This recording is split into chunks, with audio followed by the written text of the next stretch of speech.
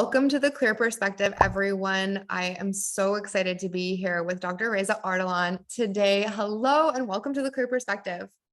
What's going on? I'm super excited to be here. This is going to be fun. This is going to be fun. And it is going to be fun because you are honestly the most fun dentist I have ever met. And I know that's a really big statement. So like everybody, before you get offended, once you meet Dr. Ardalan, you will understand and you will also agree with me. And so today we're going to be talking about how you have so much fun in your practice, how you continue with a growth mindset. You and I have had many, many conversations. You know, it's hard for us to get off the phone sometimes because we're always talking about the things that we're learning, we're growing into, and you're constantly developing your practice, yourself, your family to the next level. And so we're going to dive into that today. But before we do that, let me introduce Dr. Reza Ardalan. He's better known as Dr. Reza in the office, and he earned his Bachelor of Science in Biology from the University of North Carolina at Chapel Hill. Whoop, whoop. I was in Chapel Hill just recently. I know you saw it. It's an amazing place. Tar Heels. Yeah. After moving to Florida, Dr. Ardalan received his DMD degree from Nova Southeastern University College of Dental Medicine in 2002. After graduation, he continued on to receive his pediatric training at the Nova Southeastern University and Miami Children's Hospital, where he served as chief resident. He's a fellow in the International College of Dentists, the American College of Dentists, and the Pierre Bouchard. Nice. Academy. He has served 2 terms as president of the Florida Academy of Pediatric Dentistry and is the past president of the Southeastern Society of Pediatric Dentistry. He currently has a successful practice, also a very fun practice that I've got to go into, drive around in his practice vehicle. And he prides himself in combining his excellent clinical skills with excellent customer service in a fun, creative atmosphere for children. Welcome, welcome, welcome. I'm so honored to have you on here today. I'm excited to be here. It's going to be good.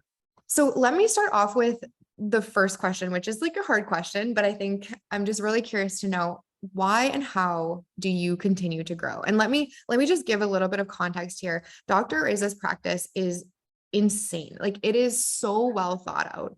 His entire team is just operating on like this high level. And he, in fact, brought me into his practice to do a life coaching session for his team, which there were tears, there was joy, there was dancing. He brought me in to just give his team the gift of life coaching.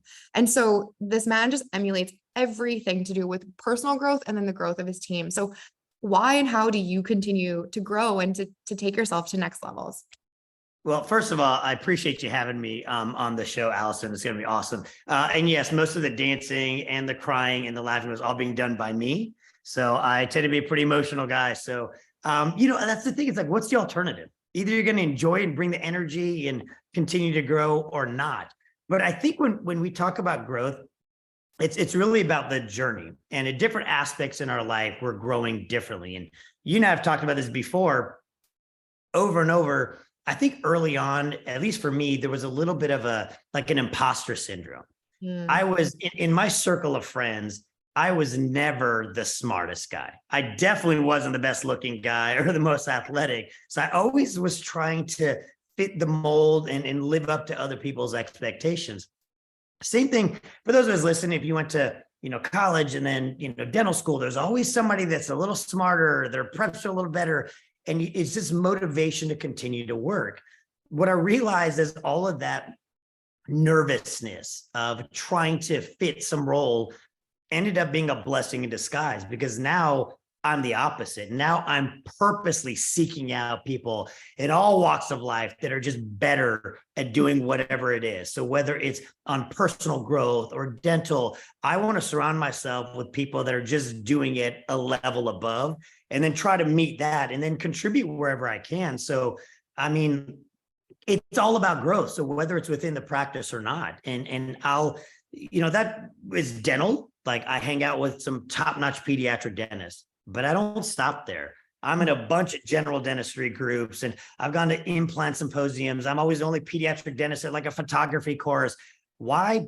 Because I want to learn. I'm going in December to a friend's course because she does amazing, anterior composites. And I was like, I think that's a little better than what I do. So let me go and learn.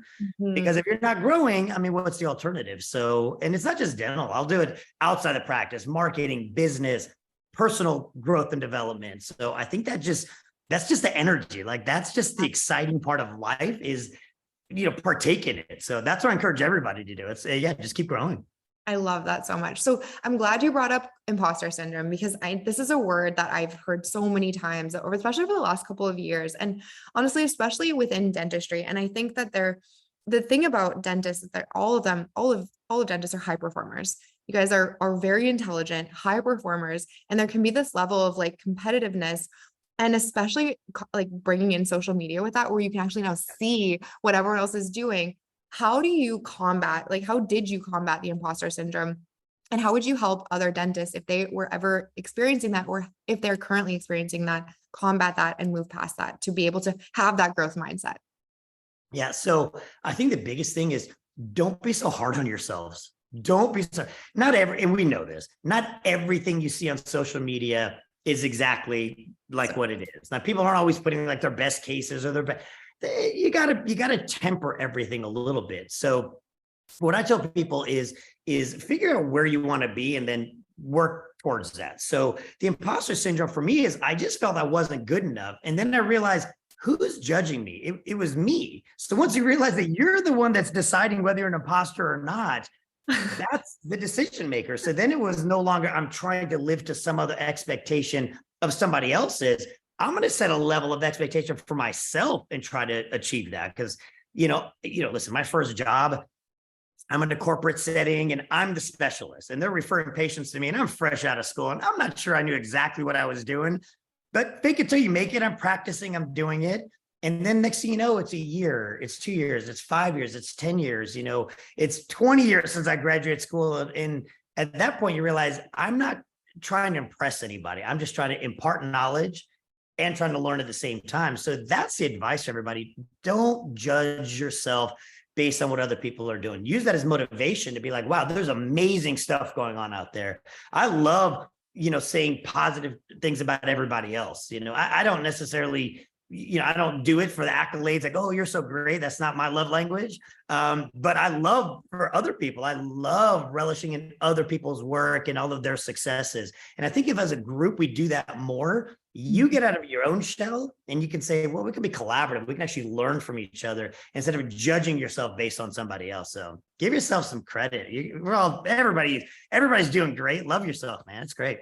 Love that so much. Oh my gosh. It's so, so good. And something that like in terms of what you said about when I realized that I was the one that was calling myself an imposter and you're like, wait a second, I can change this. I think it's so powerful. And there's this little statement that I always like to give people. It's like, as soon as you hear something negative in your mind, you ask yourself, who said that? Yeah. Who in my life or in this world has ever said that? And the answer is usually no one. Not a single person would ever or have ever said that to you. It's actually just yourself saying that. And when you're like, oh, actually, I'm not going to say that to myself anymore, that internal dialogue changes and you become happier and you become more confident and you get into that. 100%. So I'm so glad you brought that up. Dentistry is a stressful job to begin with. Yes. To add that extra pressure on yourself when you don't have to, when it's not really there. That's the thing that, we got to watch out for each other. Like in all, throughout the world, but especially like in dentistry, reach out to your colleagues, reach out to your friends, give them that positivity because you never know what they're feeling. And you said it, most of it is internal. We look back at later, it's like, wow, why were they so upset? Or why were they take this so seriously? It's because in their rate, we got to be perfect. We always got to be up here. But enjoy the journey. Like, yeah, we want to get there, but yeah, we're doing amazing things. So just appreciate that. 100%. And so how did you get to that ability to question that own thought process? And I know like you and I've talked so much about this when it comes to coaching and how important coaching is to you. So 2 questions here. I'm just going to fire them at you. Yeah. One, how did you get to that point? And how did you like even realize that coaching was important and how important is it to you? Yeah. Okay. So yeah, I like fast questions. I'm a pediatric dentist. So I'm always jumping and moving anyway. I'll try to slow down so I don't give all the viewers and listeners ADD, but I realized, like I said, along the way that I don't know what I don't know. One of my instructors said that. He's like, you don't know what you don't know. And a couple years into practice, I got to the point where we were doing great. Like things were going well.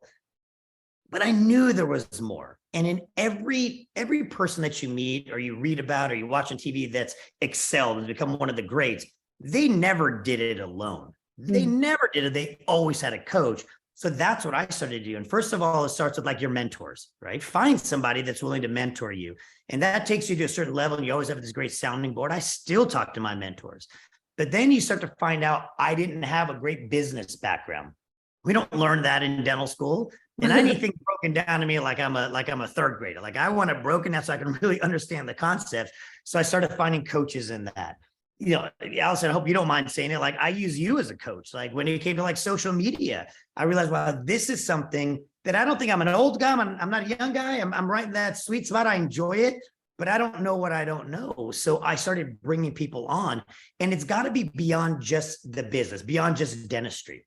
So there's life coaches and whether it's your social media, accounts, or whether it's your clinical skills or how you're running the business aspect of your office, those are things, if you want to get to that next level, you don't have to do it alone. Now, you don't have to go necessarily spend bajillions of dollars. Get on the internet, just follow some podcasts, read some books, do those little things. And then the whole world opens up. But once you go down that rabbit hole of just trying to get better, you can't stop. And it doesn't matter who you're learning it from. It doesn't matter because you can take that information from everywhere. So yeah, people know things that I don't. I want to learn from that. Yes, It's that simple. Exactly. And so see it as an opportunity. Like if I see that I have like a missing piece, I'm like, oh, I actually don't know that. Instead of being hard on myself because I don't know how to do that, I'm like, great opportunity. Why don't we learn it? Let's put that in our education, lesson plan for next year, because you get flatten the learning curve. Yeah. If somebody else knows how to do, why do you want to listen? We have associates that come to the practice. It's the same thing. It's like, I'm not trying to necessarily make you me. I'm trying to make you a better version of you. And if you can learn from my mistakes and use some of my experience and get in 2 years where you would have been in 5, get in 5 where you would have been in 10, speed up that learning curve for your own personal development. Great, because that's what I'm trying to learn. That's what I'm trying to do. If somebody's got a better hack for something, whoever's listening, hit me up. I'm always willing to learn and listen. So. And all of your tips to Dr. Ardalan, he's here for it. That's it. Like truly, such a lifelong learner. And so when you go through changes, because this is something that I see a lot of in dentistry today, I see a lot of imposter syndrome. I see a lot of stress. I see a lot of people being really hard on themselves. And partially it's because there's a lot of change happening in the industry and honestly in life in general. I think we know that change just is going to happen. It's going to occur. And we can either kind of like grip onto the steering wheel and white knuckle it through, or we can adapt to it. And so how do you find yourself adapting to change in your life and in your practice? So I think your ability to adapt a lot has to do with just how you became who you are. And for me, I learned that very early on. Like we moved around a ton. Okay. So my dad worked for some airlines, and if there was a hub for an airline, we lived there. So east, west, north, south, I went to a dozen different schools, and I was always like the new guy in school. And I didn't fit in anywhere. So I kind of made sure I fit in everywhere. And a lot of that was just observing and being open. You're probably too young to remember this, Allison, but anybody older listening, we used to fill out these Scantron forms before everything was digital. And sometimes you'd have to mark if you were, white, Asian, Pacific, whatever, all these things. And there was always like this other spot. And that's what I always fill out. So my nickname, like all this school, was the designated other, because I didn't fit in anywhere, but I'm like, I'll fit in wherever. But I learned just to be observant and ask questions because I wanted to fit in. And the best way was to learn about other people. And that's no different now. It's embracing the change. Yeah. Dentistry is constantly changing. You can be afraid of it, or you can learn to understand it by asking questions, getting coaches, getting the experts, and finding out if that's something that fits you. And if it is, great, run with it. If it's not, how do you adapt to it?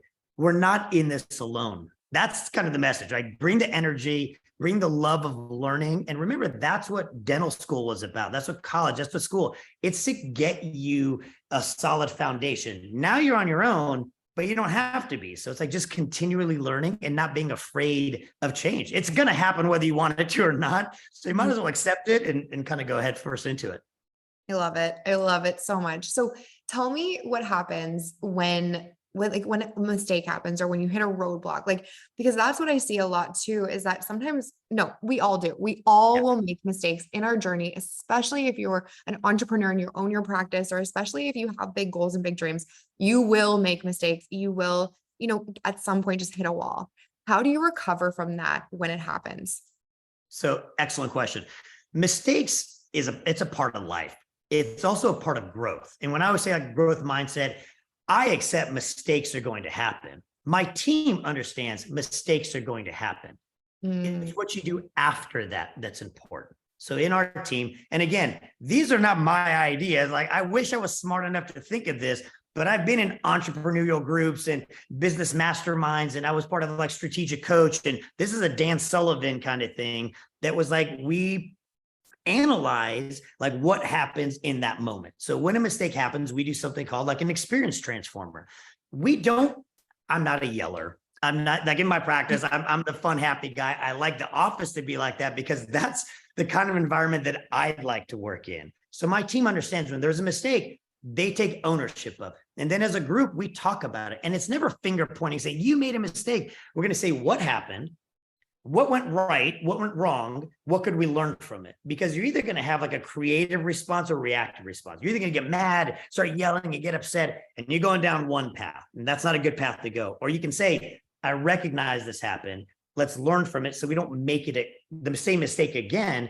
And then we can learn to make our processes and our systems better. So it's not being a machine, but it's accepting it's going to happen. So my team understands mistakes are part of it. Now, I'm not encouraging them to go out and constantly make mistakes, but if they do, they know I'm not going to yell at them, but we're going to talk about it and figure out. And then the team as a whole is going to sit there and learn and figure out how we can learn from that and take our whole practice to the next level. Accept it.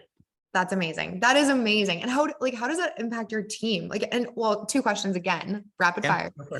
Were you always like that? Like, how quickly did you learn that as a practice owner and as a dentist? And how did that impact your team when you changed it from like a mistake to like, we're going to learn from this, and this is an experience transformer? No, I wasn't always like this. No, I had coaches, even like growing up, you're playing sports. Like, I didn't mind when a coach was like yelling or being tough. I was like, okay, I need to learn. I'm obviously doing something wrong. So I don't mind, getting some of that criticism. You got to have a little bit of a thick skin. But in this day and age, yelling at somebody, people don't always respond well to that. So you got to figure out what's the way to do it. And I had coaches when I started, it's that entrepreneurial mindset. I got to do everything. And at the beginning, yes, I was doing everything. I was answering phones. I'm cleaning the toilets. It didn't matter because we're building a practice. You have to do it all. Then you get to the point you realize people have unique abilities and they have these skill sets. Let them do what they're capable of. Let me do what I'm capable of, but we're going to still discuss it. And as long as the practice is growing, that's awesome. If I can make each individual team member in my office a better human being, just a better person, that's a huge benefit to me because I know that they're going to be doing their job better. So when you came into our office and we had you for a couple of days of training, part of it was on social media. And if anybody is listening, you need to get social media coach. Allison is amazing. But part of it was, I know you do life coaching. I said, I want to give them some tools that they might not get elsewhere. Mm-hmm. So let me give them to them here because I know it's going to allow us to communicate better. It's going to allow them to have a better energy. It's going to allow them to appreciate the practice and me a little bit more too. To say, man, look what my boss is doing. Like, he's providing these things for us. There's an ulterior motive for me because the better they are, the better the practice is as well. But yeah, so it's just constant, again, accepting that change and keep going with it. That's such a beautiful mindset because I talk to so many doctors and they're like, but Allison, what if I train my team and they leave? And what if I invest into them and they go away? Like, I can't afford to do that. And I'm always like, you can't afford not to because they run you in your practice. And it's so beautiful to me when I see a doctor decide to invest in teams, not just their skill set, but their mindset and their heart set and their life, because it's true. They just walk differently when they know that the person that they're working with and for really, really supports them as a human being. And so I get so jazzed up about it. And I was so excited to come into your practice. Speaking of your practice, it looks like you're at a virtual background in a meeting or something. Where are you right now? No, it's funny. So, we had a smaller office, and again, it's what's in your brain. And I always had this desire to do this, big monstrosity of an office. So I am actually in I'm going to lift this computer up. I'm actually in our parents' spa. So if you look at that, there's 6 all-inclusive massage chairs. You get a little view of like our reception area. We're a movie theater themed office. That's the red carpet. One of the things that's what's in your brain, right? What's your vision? And I tell everybody, like, for me, this was part of it. And everybody I talked to said, oh, that's just dumb. Why would you put a spa, massage chairs in your office? You can get 4 more operatories and make so much more money. And I said, it's not about that. For us, it's about providing an experience. And you have no idea how many times parents, even without appointments, will come in and just say, I just need 10 minutes. And it's like, mama, hop up there. Go ahead, relax. You're all parents are, you're welcome to bring your kids to the back, to come back with them. But if you just need 10 minutes to just recharge and relax, allow us to provide that. So we try to take that 5-star customer service serious. And again, I didn't learn all this. We take courses and we learn, but yeah, so this is the parent spa. So parents love this. It's a great marketing tool too, because I get a lot of pictures of parents taking selfies, half of them are asleep or, taking selfies and hashtagging it in there. And it's like, great. Yeah. So I have personally sat in their chair. You're wonderful. Amazing. It was lovely. And so tell us a little bit, like, let's say a practice or a dentist is feeling inspired by this podcast. Hopefully they are, but they're feeling inspired. What are some of the things that you do to help your teams, like yearly, quarterly, monthly, daily, to kind of keep your team in alignment, to keep that like energy, continue to flow? Like, what kind of systems have you put in place to like keep that quality customer service so high, and that you guys do repetitively throughout the year? Yeah. So it's tough because I'll be the first to admit I'm oftentimes guilty of letting some of this lapse. But what's happened is we've developed this culture that the rest of my team picks up the slack. So sometimes I might let something go. They're going to be, pointed out and say, this is what happened. This wasn't 5-star. Anybody coming to our team, when we talk about our mission statement, our core values, they're doing half of the hiring now because they'll interview people and say, this is not a good fit for our team. So we want to make sure we have, we do have meetings. I'm a meeting nerd. Like I like going to meetings. I like hosting meetings. I probably don't need to do as many, but I just like having the opportunity to have conversations with the team. So I no longer do all of the reviews in the office. My clinical lead and my business team lead do a lot of the reviews, but I meet with everybody for a conversation, one-on-one with every one of my team members, at least once a year. I like to do it quarterly. Doesn't always happen because we get busy, but it's having those set times for discussion. We have weekly in-office training. So one lunchtime, it's a paid lunch. We all stay in, and whether it's me lecturing on something or me bringing in a speaker or me watching a video with the team or discussing, we're constantly using those opportunities to learn. Nothing we do here, parents are saying it all the time. It's like, wow, everything's so amazing. And I respond, it's not by accident. It's not by accident. We practice this, but it's not me. It's my team. The better trained they are, the better the overall experience. And you have to understand there's so many components. Long before they come into the office, they have an idea of what to expect. And that's our social media. That's from how we answer the phones. That's, again, from the moment that they walk in, there's a protocol. Now I tell my team, these are the steps we're going to follow, but I want you to use your flair, use your gifts. You have a skill set that's here. Understand these are the things that we want to cover, but go for it. And they know that they can make a mistake. So they're going to go above and beyond. And then we do a lot of quiet things that people don't know about on the community service side. And those are things that my team wants to do. And that just energizes us more. The more we're able to give back, the more impact we can make. We think we're doing more than just fixing teeth, So that's the big thing is I empower them because it just makes my job easier when they're so awesome. So yeah, empower your team. It's 100% true. And I've had the gift of being able to sit with your team in every single department. And I remember sitting at the front desk where one of your patients came in who has just gone through something really, really hard. And everyone, as soon as she walked in, as soon as his mom walked in, everyone's like, she's here. They grabbed a card. They went and gave her a hug. They gave her the card. And I was like, that is amazing. Like that is the type of relationship that you want your team to have with your patients, not just you, like, oh, remember to give Nancy the card on Friday. No, they all just were right away, knew exactly what was going on and had something ready for her. And it was beautiful. And so That's the difference maker, right? It's like that. It's that personal. It's all about relationships, whether it's with your team members, with your patients. Everyone, you know that. Nothing we're saying is new. It's just hard to do. Just understand that when you do it, the impact that it makes is so much greater. And that's how you avoid those pitfalls of depression and all the hard parts, because you focus on the good parts, right? Like the farther you get away from the bad stuff and you just focus on the goods. I don't remember, my memories of dental school are not the same as when I was going through it. Now I just remember the fun parts. I don't remember studying for hours and hours and literally sitting in an IHOP for 24 hours straight because it's the only place that would stay open as long as I ate a pancake every 2 hours. They let me stay and study. I do remember that fondly, not because I had to go take a biochem test, but it was the same thing in the practice. If you have that positivity and just try to enjoy it, it makes the tougher times just that much easier. 100%. And we all are going to go through tough times. Our team members are all going to go through tough times. And I think the key is that you have to believe in the vision of this practice and of this team before it's even a reality, because that's kind of the barrier is like, okay, you have to decide to invest in your team. You have to decide to show up positively, even if you don't feel positively as the business owner. You have to learn how to become a leader, even if you don't feel like a leader. It's like, you have to have that vision so strong and believe in it, and you will get there. But it just takes, putting that best foot forward first before it happens. So. Yeah. And if you're the leader, you're the one setting the example. They're looking to you.